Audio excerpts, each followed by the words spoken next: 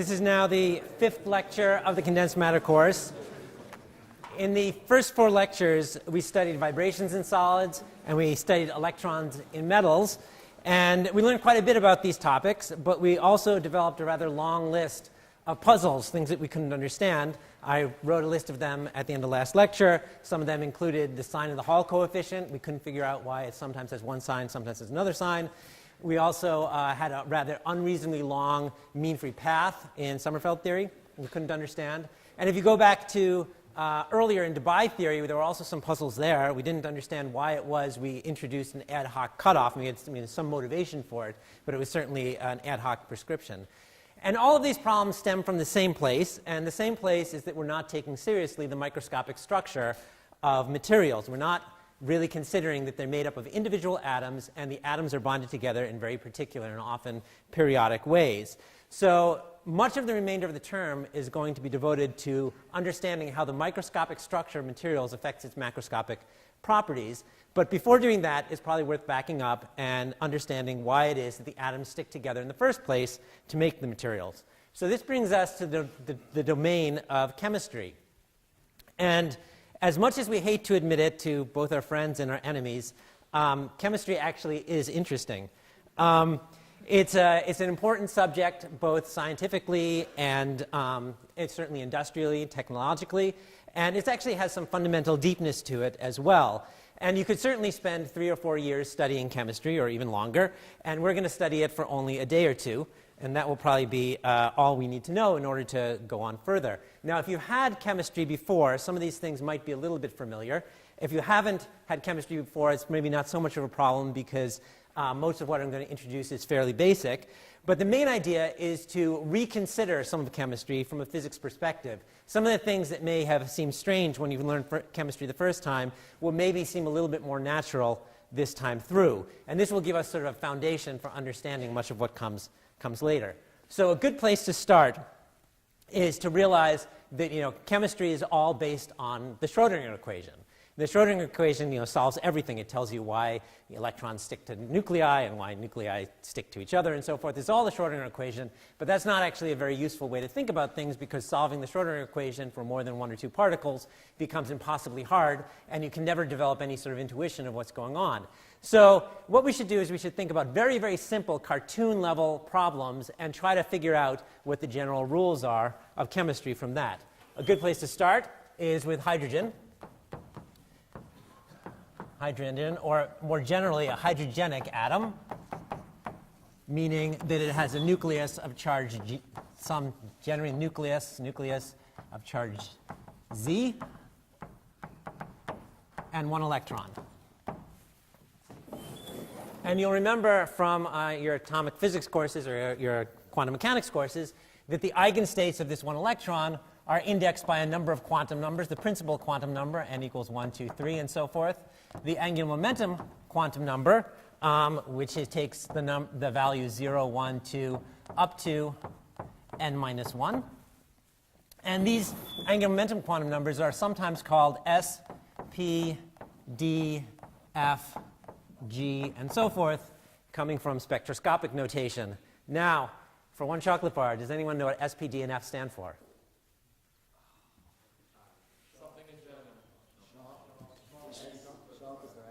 Sharp as S. That gets you a quarter.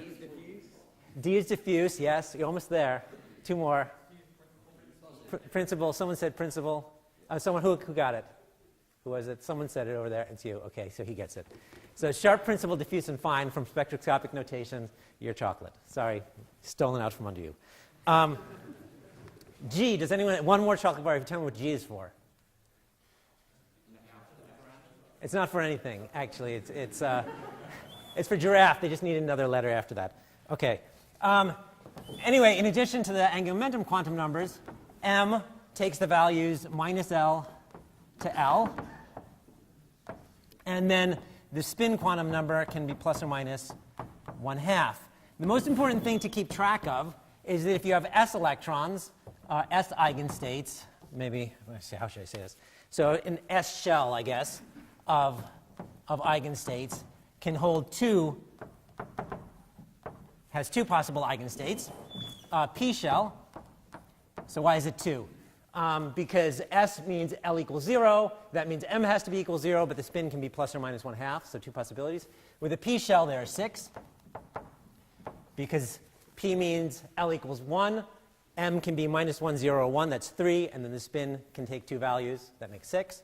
D gives you 10, and so forth.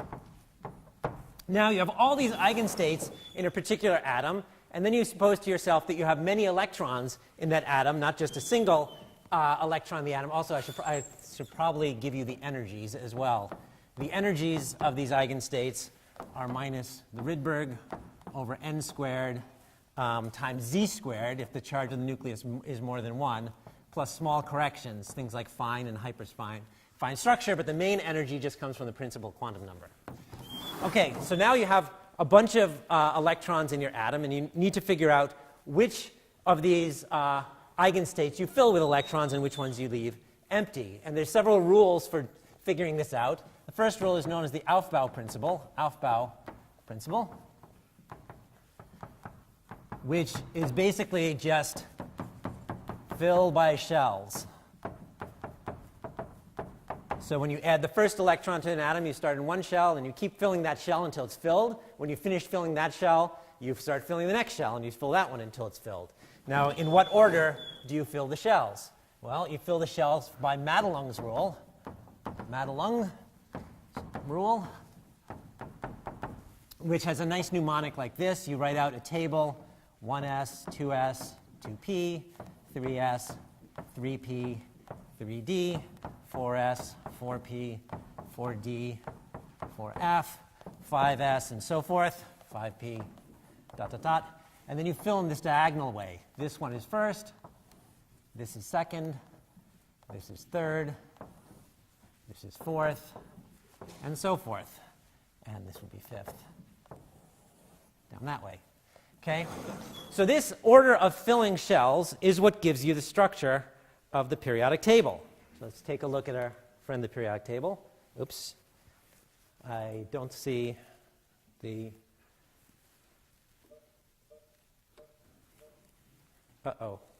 Help. Let's see. Stop. Stop.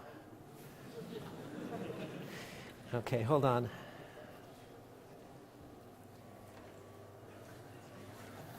Oh boy, now we have a real problem. Stop. Oh.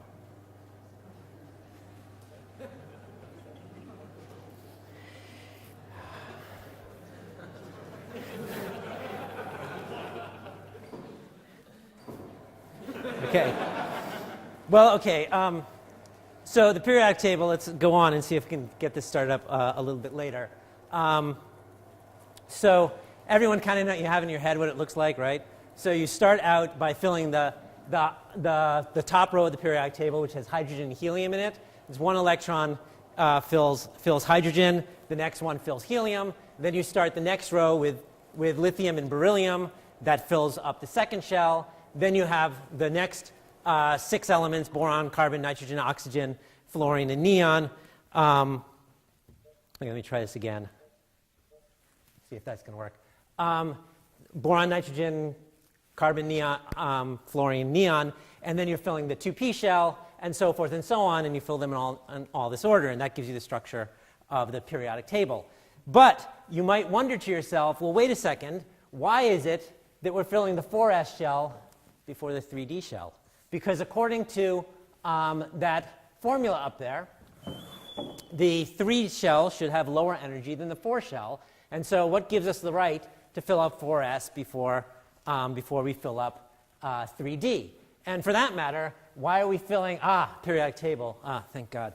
So there's the periodic table, and we fill in this order. There's the first shell, the second shell, 2s, 2p, 3s, 3p, and there's 4s filling up before the 3d. You might ask the question, well, why is it we're filling up 2s before 2p? Because according to that formula up there, they have more or less the same energy. So the answer to this question is basically because V of r is not equal to 1 over r. It's not proportional to the Coulomb interaction anymore. Well, why not? Well, it's not just a single electron and a nucleus.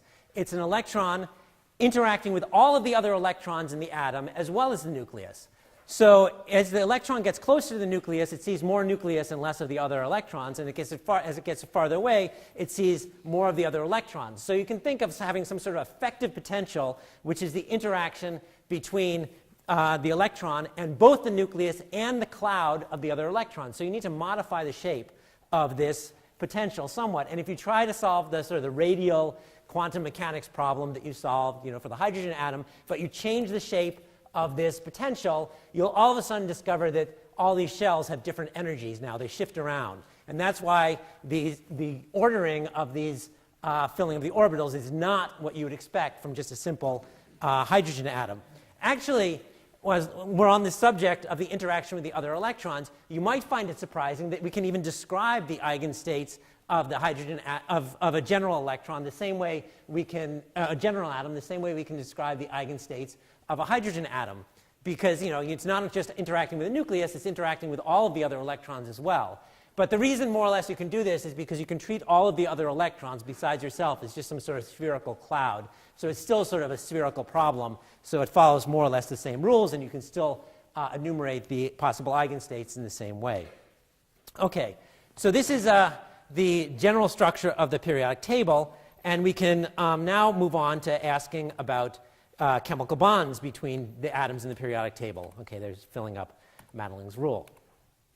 So there's a bunch of different types of bonding. There's a chart that looks like this in the book, which tells you 5 different types of bondings: ionic, covalent, metallic, molecular, hydrogen, and some of their properties and what causes them. It's probably worth familiarizing yourself with this chart.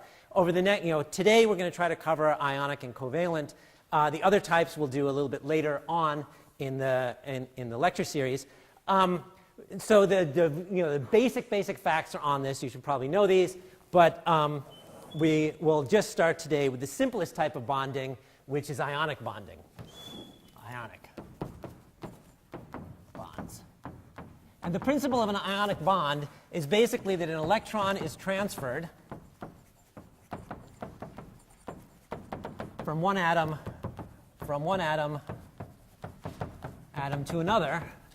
to another, and then the ions attract. Then ions attract. So the kind of sort of reaction that we can have is a sodium atom plus a chlorine atom. An electron is transferred from the sodium to the chlorine, so we get sodium plus chlorine minus. And then now I have 2 charged species, and they attract each other to form sodium chloride. Sounds easy enough.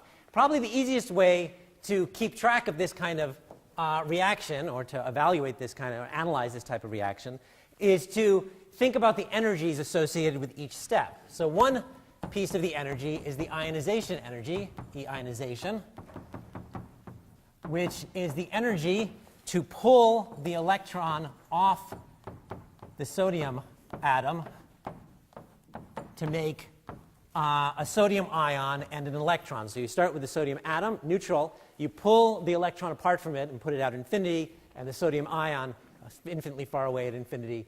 And this will be the difference in energies, what's required to pull the electron off the atom.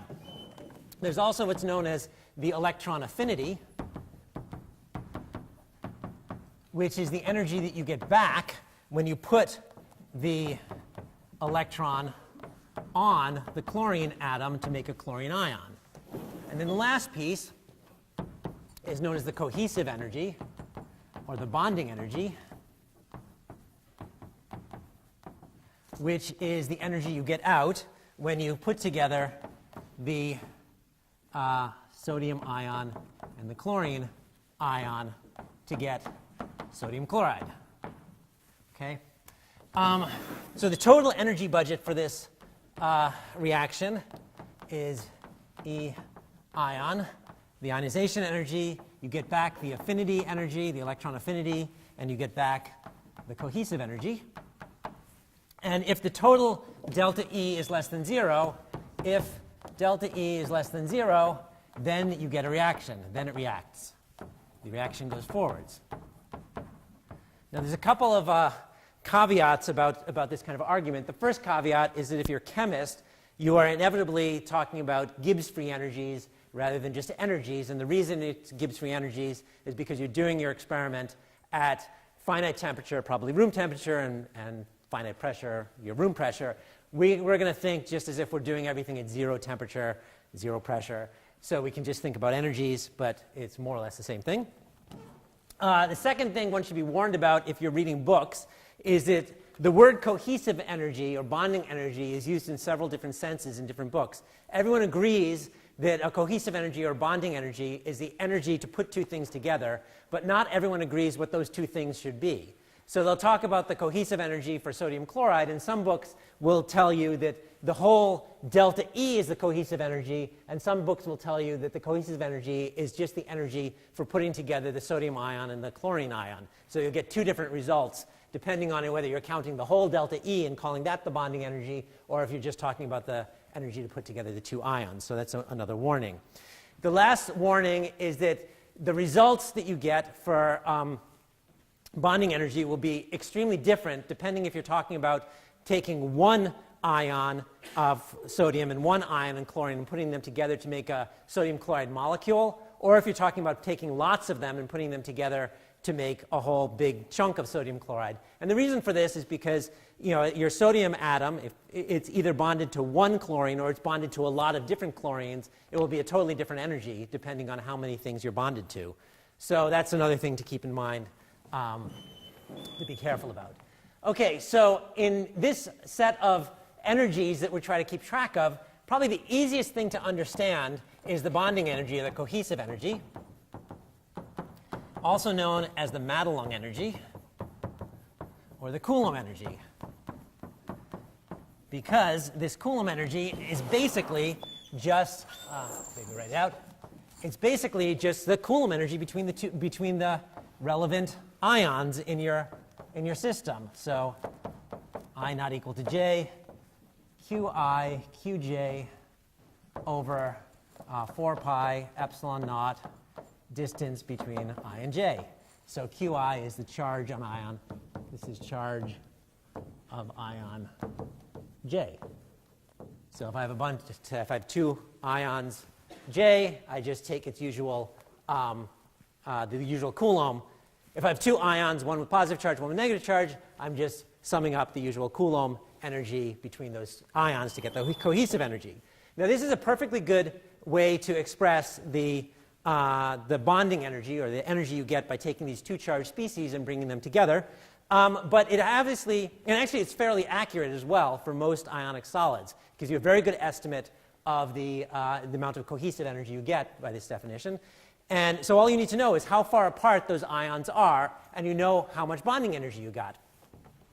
Of course, there's a little bit of a problem with this expression, and that is it goes to minus infinity if you bring the sodium ion and the chlorine ion extremely close. And that obviously doesn't make any sense. So what's really happening here, let's see, draw like this. This is Rij for between the two atoms, and here's the energy. So this is the 1 over r curve that you expect for Coulomb interaction. And the actual physical energy you get looks like 1 over r, looks like 1 over r, and then at some point it shoots off way up to infinity. So this is actual. So if you know the distance between the two atoms, you have just by taking this energy here, which is the Coulomb prediction, it's extremely close to the actual bonding energy there, because the shoot-off is extremely rapid. So what's causing this shoot-off to infinity? Well, when you start pushing two atoms really close together, you realize they're not just point charges anymore. They're going to start to overlap. Their orbitals are going to start to overlap. Pauli exclusion principle is going to get into the game because you're trying to put too many electrons in one place. And the energy just shoots right off very, very, very rapidly. But right here by the minimum, the Coulomb estimate is still a pretty good estimate of the cohesive energy. So that's pretty much everything we need to know about the cohesive energy. Now, what about the ionization energy and electron affinity energies? Well, the ionization energy or electron affinity energy have to do with the energy levels in the atoms. And in order to figure that out, we really need to solve the Schrodinger equation of those atoms, and, an electron in some effective potential, which has to do with the nucleus, and also all of the other electrons. It's kind of a hard problem. But even though we're not going to actually solve the Schrodinger equation, there's some trends which are pretty easy to keep track of. So this, if you've done chemistry, you probably know this already. But this picture of the periodic table shows you where the large electron affinities and the large ionization energies or small ionization energies are. It's also down here. So the small ionization energies are sort of down in this corner. The size of the splotch is how big the ionization energy, the smallest one being cesium or francium down here. And the large ionization energies way up here in the noble gases in helium. Electron affinities go the other way, with the exception of the noble gases, which have essentially no electron affinity. The highest electron affinities are way over here in this corner, up by fluorine and chlorine and bromine, over on the right-hand side. So if you want a good ionic solid, what you need, an ionic reaction, is you need to be able to easily pull the electron off of one species, and then you want to get out a lot of energy for putting it on the other. So you want a small ionization energy and a large electron affinity. So good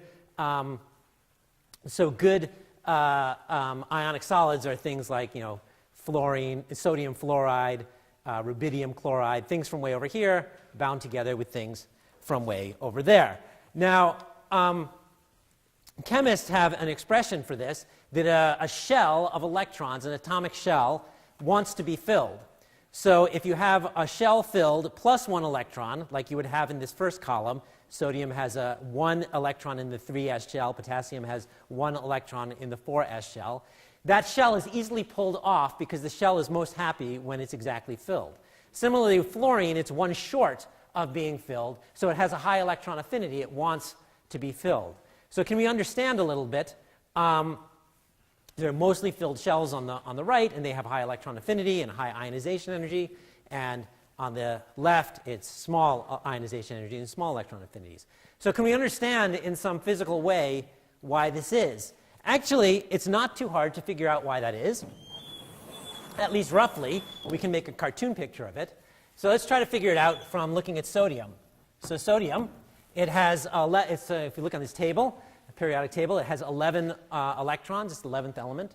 So what does it look like? It has a nucleus of charge plus 11 in the nucleus. And then we have we have 10 electrons in the 1 and 2s shells. So we'll draw a picture of 1s and 2s, and 2p. And in the 1s, 2s, 2p shells, we have 10 electrons with a charge of minus 10. Then we have this one electron in the 3s shell out here.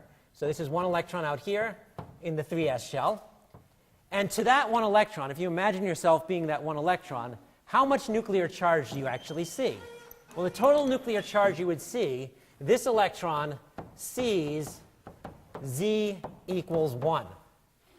Why? Well, because these 10 electrons inside of it are more or less screening that positive charge in the nucleus. So it sees a charge of only plus 1.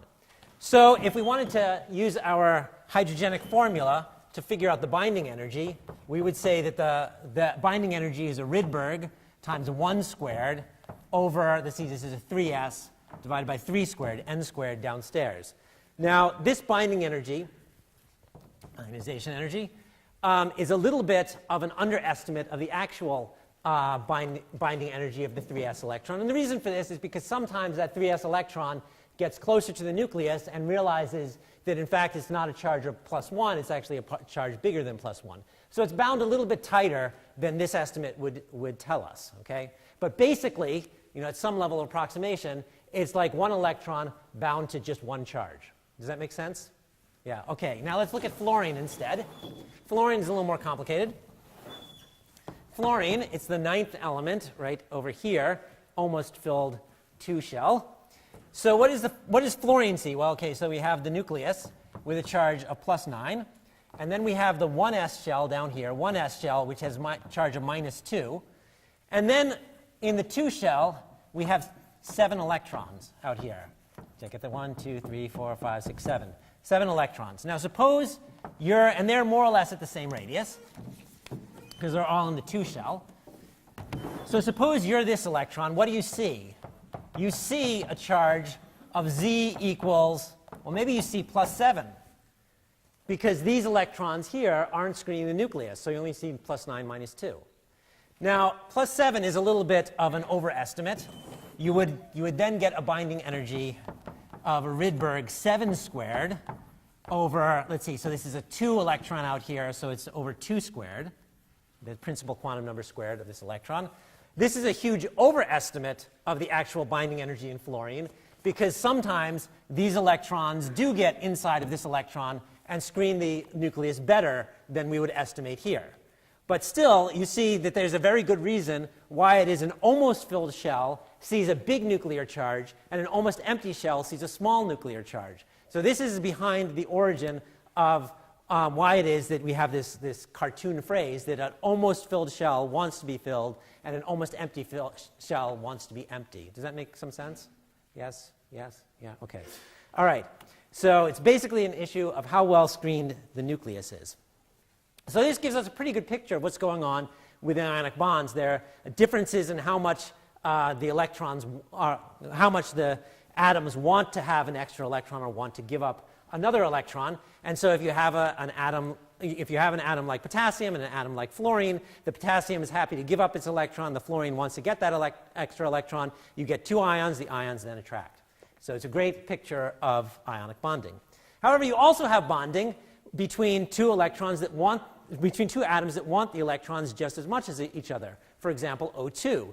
2 oxygen atoms will bond with each other, and of course they want the electrons just as much as each other. So this brings us to the picture of what they call covalent bonding. Covalent bonds,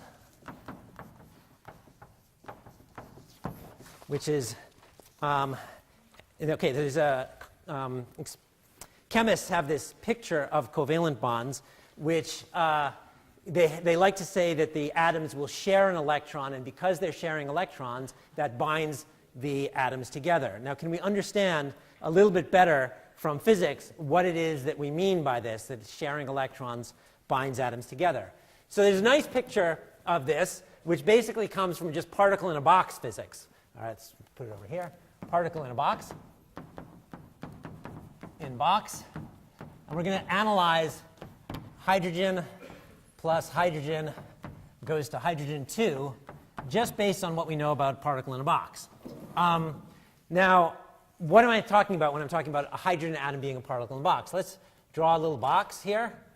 That box is supposed to represent the attraction to the nucleus. So a hydrogen atom is basically its electron bound to the nucleus. So, okay, it's not exactly in a square box, but it's still some binding to the nucleus. So we'll put our electron in our box, give our box a size L, and the ground state energy of the hydrogen of the electron in that box of size L is h bar squared over 2m pi over L squared. Now we have another hydrogen atom here, so we'll give him a box size L, and he has the same energy, h bar squared over 2m pi over L squared. Now over here where we have H2, we get a bigger box, maybe a size 2L for the hydrogen molecule. And what are so we have a ground state wave function for the bigger box here, and the ground state wave function is an energy h bar squared over 2m pi over 2L squared, which is lower. Of course, we have to put 2 electrons in this ground state wave function now, but we can do that because there are 2 spins, and we discover that this side of the equation is lower than the sum of these 2 equations. So what's going on here? What's going on here is that we're allowing the electron wave function to spread out from being confined here and confined here to being less confined here. And by letting the wave function spread out, we're lowering its energy. This is just Heisenberg uncertainty. You make delta x bigger, delta p gets smaller. With smaller delta p, you can have a lower kinetic energy. So by spreading out the wave function, you lower the kinetic energy. Now, we can consider the same thing with helium. And we'll see that actually something is very different about helium. So helium, you have a box. You have your ground state wave function. And you have 2 electrons in it. Here, again, a box. Ground state wave function. Put 2 electrons in it. And then the question is, does it go to helium-2? Okay, now here we have a bigger box. We get a ground state wave function. We can put 2 electrons in it. Then we have to start filling up an excited wave function as well, because we filled the ground state wave function. So we have to fill this guy as well. And now we're not gaining so much. As a matter of fact, we're not gaining anything at all, because we had to, as well as filling the lowest energy state, we have to fill a higher energy state as well. The lower energy state is known as the bonding orbital. And the higher energy state is known as the antibonding orbital. So generally, bonding orbitals are ones whose energy is lower than the original wave functions, and antibondings are higher or equal to the original wave functions. So this is why helium, very roughly, why it is that helium doesn't bond, but hydrogen does. Now, this is obviously very cartoonish, but we can do a better job by using what's known as molecular orbital theory, molecular or atomic orbital theory,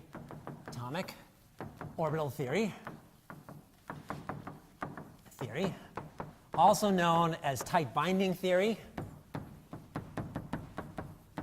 also known as linear LCAO, which equals linear combination of atomic orbitals,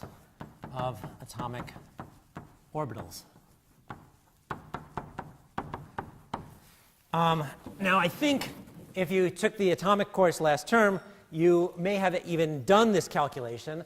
And we're going to do it again, but we're going to do it simpler than you did it last term. And the reason I'm simplifying it is so it's easier to see the physics underlying, okay? And we're going to use some of these techniques later on in the term, so it's good to make them as simple as possible.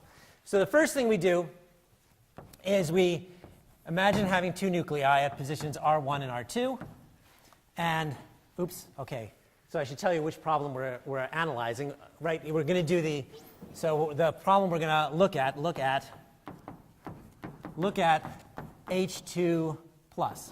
So this is 2 protons and 1 electron. 2 protons and 1 electron. I think you looked at this problem before last term.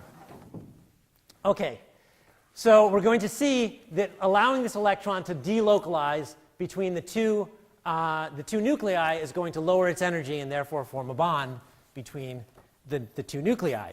Now, the first thing we're going to do is we're going to use Born-Oppenheimer approximation. Born-Oppenheimer. J. Robert Oppenheimer was the father of the American bomb project, not Bond project. Nation. And Max Born, we've discussed him already. One of the fathers of quantum mechanics, and Olivia Newton-John's grandfather. For 1 chocolate bar, does anyone know what Olivia Newton-John's biggest hit song was? I'll give you a hint. It has something to do with the subject we're studying. Yeah, who said that? The same person? Okay, you get this one. All right, very good. Physical, yeah. 10 weeks at number 1. Okay. Anyway, so the Born-Oppenheimer approximation is basically fix R1 and R2. Fix the position of the nuclei and let the electron move. And that's okay because the nuclei are extremely heavy and they would move very slowly, so the electron can come to its eigenstate very quickly, and then you can sort of resolve it wherever you put the nuclei and look for wherever the nuclei have their lowest possible energy. So then we write a Hamiltonian for our electron, p squared over 2m, plus the Coulomb interaction with the first nucleus, plus the Coulomb interaction with the second nucleus, where V is the usual minus e squared over 4 pi epsilon naught r minus r1, so forth. I'm going to abbreviate this thing as this term is K for kinetic energy. This term is V1 for interaction with the first nucleus. This term is V2 for interaction with the second nucleus. Now, this is a hard problem because of both nuclei, but it would be a lot simpler if we just threw away one of the nuclei, pretend it's not there. Okay? So let's solve that problem first. So we can then have K plus V1 as our Hamiltonian, and we'll call the eigenstate 1, epsilon naught 1. So what's the answer to that problem? Well, it's just a hydrogen atom, on on nucleus 1. So 1 is the ground state of the electron on nucleus 1, the electron in the s shell, if you like. You can do the same thing for 2. So this is, if we only have nucleus 2, we would get an eigenstate on nucleus 2. So I can draw these if I want. So here's R1, here's R2. Then there would be a wave function here of the electron sitting there as if this guy weren't there. And then there would be a wave function there, 2, sitting there as if this guy weren't there. Is that clear? So the two states, the two atomic orbitals I'm thinking about is the electron on nucleus 1 as if nucleus 2 were not there at all, and the electron on nucleus 2 as if a nucleus 1 were not there at all. Good? Good? Yeah? Okay. So you can also think about 1 and 2 as being the eigenstates if the two orbitals of the two nuclei are taken very, very far apart, in which case you have two possibilities. The electron sits on orbital 1, on nucleus 1, or the electron sits on nucleus 2. And what we expect is going to happen is that when we bring them together, there's going to be a lower energy state, the bonding state, where the electron delocalizes between the two nuclei. And there may also be an antibonding state, antibonding, which is higher energy when we bring them together. And this kind of diagram is used a lot by chemists. It's known as a molecular orbital diagram. Molecular orbital diagram, which tries to keep track of what happens to the eigenstates when you start moving things together or apart. All right, so how are we going to solve this problem? Well, we're going to do it with the trial wave function, a variational trial wave function. And I believe you've studied variational methods before. So the wave function we're going to use is of the form phi1 times 1 plus phi2 times 2. And we're going to try to find the best coefficients, phi1 and phi2, which will lower the energy as much as possible. Okay, this is the variational principle. You try to get the best approximation to the ground state as you can by varying the coefficients arbitrarily. Okay? Now this actually gives the method its name. The name of the method, linear combination of atomic orbitals. That's exactly what we're doing. These are the atomic orbitals, and we're making a linear combination of them. Okay?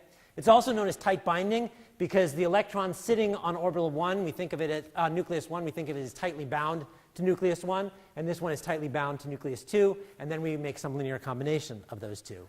One of the reasons people really like this method of analyzing problems is because you can actually make the approximation more and more accurate by adding more and more things to the right-hand side with more and more variational parameters. So instead of just keeping track of two possibilities, the electron is on orbital 1, the ground state of nucleus 1 and ground state of nucleus 2, you can start also adding coefficients and other possible states the electron can be in, excited states on orbital 1, on nucleus 1, excited states on nucleus 2, and you make a bigger and bigger basis set. And as you make the possibilities on the right-hand side more and more, you get closer and closer to the exact wave function on the left.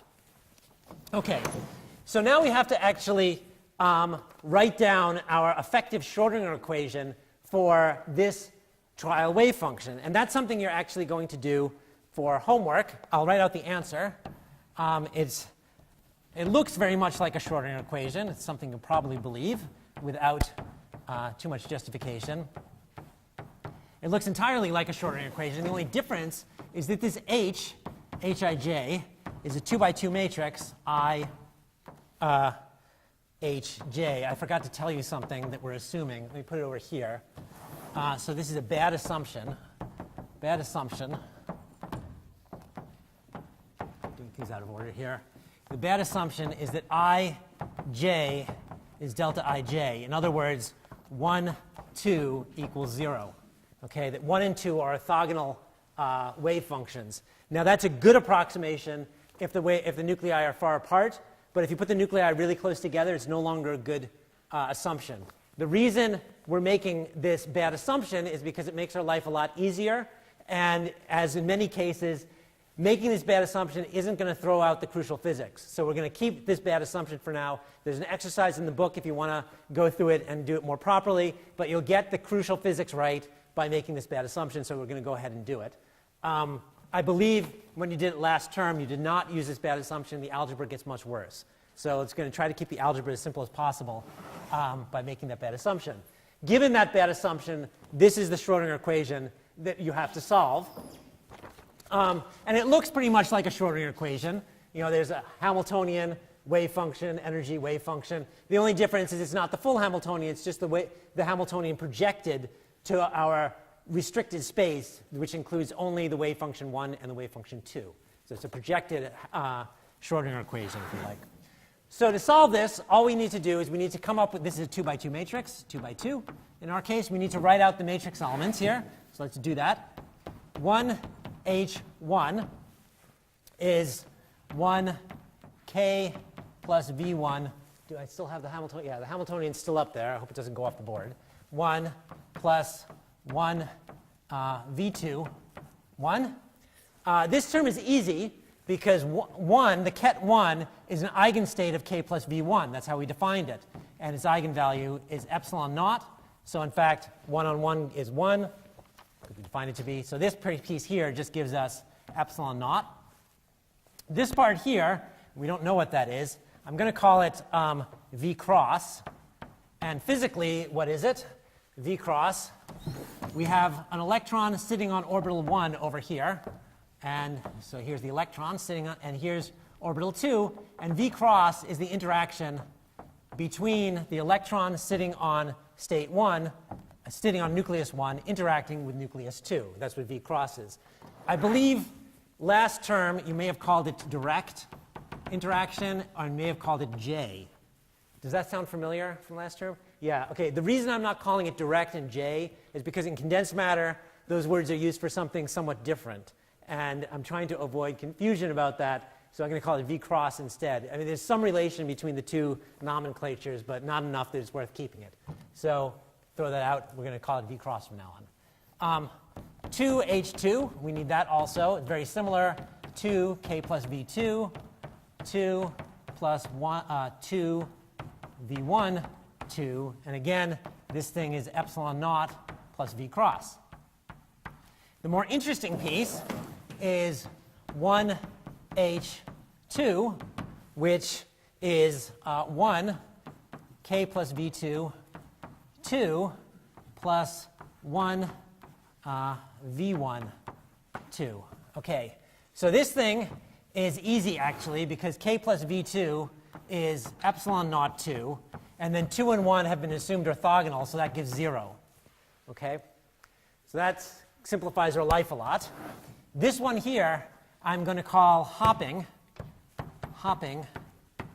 and generally it's called minus T. I believe last year you called it exchange, and I probably called it kappa or something.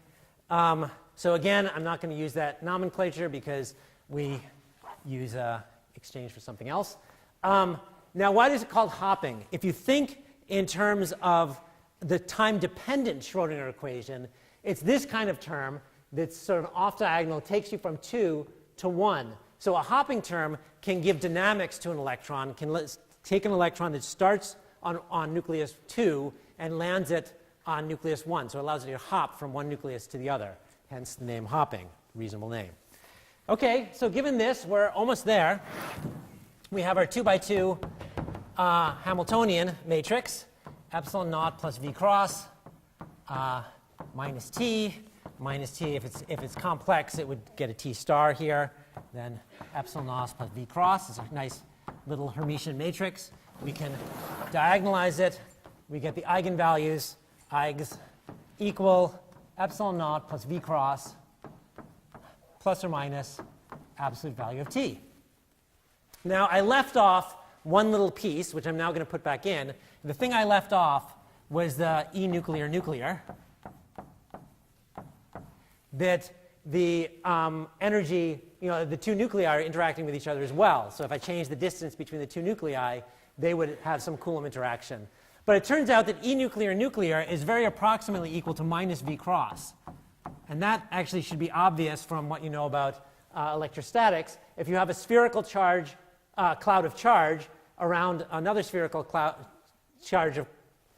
of charge, you can considering the whole charge as being at the origin, and the whole charge is at the origin is 0. The E cancels the plus 1. The minus 1 cancels plus 1. So it ends up these two pieces cancel each other. So I'm just going to write E plus or minus. The two possible energies are E naught plus or minus absolute T.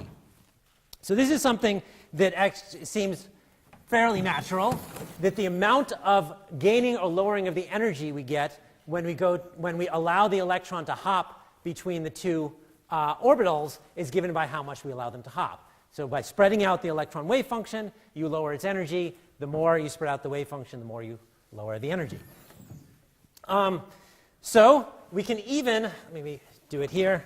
We can even write down the two eigenstates of this. If you diagonalize that matrix and find its eigenvectors, you would find that psi plus 1 over root 2, 1 minus 2. This is the antibonding, the higher energy antibond, the higher energy wave function, and then the lower energy wave function, 1 over root 2, 1 plus 2. And in fact, those forms of the wave function should look a lot like what we had in the particle in the box. So in the particle in the box, we had a bonding orbital, bond, here, and we have an antibonding orbital here, anti, here, with a node in the middle. And now we have two nuclei. The bonding orbital looks like this. It's symmetric, bond, bond. And the antibond looks like this, plus, plus, antibond. So it's very similar to what we have in the particle in the box. In both cases, the existence of the node raises the energy. Okay, so since the amount of energy you gain or lose depends on the amount of hopping, as a function of R1 minus R2, the distance between the nuclei, you might expect that the hopping goes up as you put the two nuclei closer together. So you would expect that the antibonding looks like this, the bonding looks like this, and that's more or less right. But actually, more accurate is something that looks like this, E R1 minus R2. Antibonding goes like this, and bonding goes like this. Again, when the two nuclei get too close together, it all of a sudden becomes extremely repulsive. And the reason it becomes repulsive is because a lot of our approximations break down. This approximation breaks down that the two atomic orbitals we're using are no longer orthogonal. And further, that statement I made up there about the two charge clouds canceling breaks down once the positive charge gets inside the other electrons. Once the other nucleus gets inside the charge cloud of the electron, then you can no longer cancel. You remember this rule that if you're inside some charge, you don't count it, and if you're outside the charge, you do count it when you're talking about a spherical charge distribution. Anything that's inside you, closer to the center, you count and you put all at the center, and anything that's outside you throw away. So if the nucleus gets inside the charge cloud of the electron, then it starts to see the other nucleus, and it starts to be repelled by the other nucleus, so the energy of the bond goes way up. One more thing here before we end.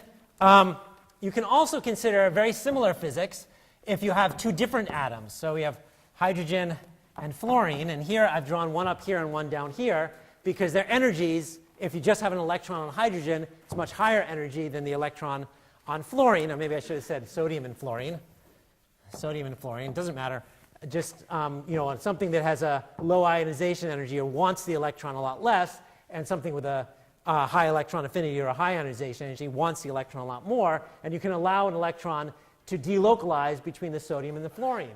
If you do that, the only thing that changes here is that these two energies on the diagonal become E sodium and E fluorine, like that.